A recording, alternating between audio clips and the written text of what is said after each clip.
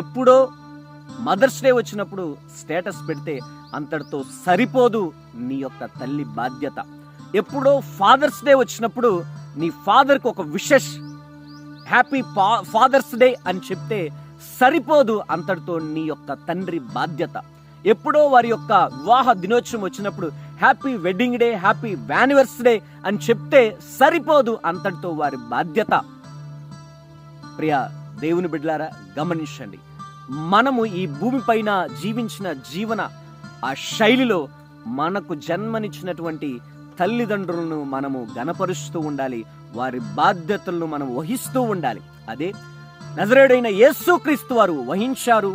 వారి యొక్క రెస్పాన్సిబిలిటీ తాను ముగించిన తర్వాత నా తల్లి వీరి యొక్క బాధ్యత ఏంటి అని ఆయన గుర్తెరిగాడు. కాబట్టి చివరిగా ఆ సిలువలో తన యొక్క తల్లి గురించిన బాధ్యత తనను ఎంతగానో రోధించింది. కాబట్టి తన తల్లిని ఏం చేశాడంటే తన యొక్క స్నేహితుడికి అప్పచెప్పి వెళ్తున్నాడు. అమ్మా, ఇతనే నీ యొక్క కుమారుడు, నానా ఇదిగో నీ తల్లి, ఇక మీద నేను లేని లోటు నువ్వు తీర్చాలి.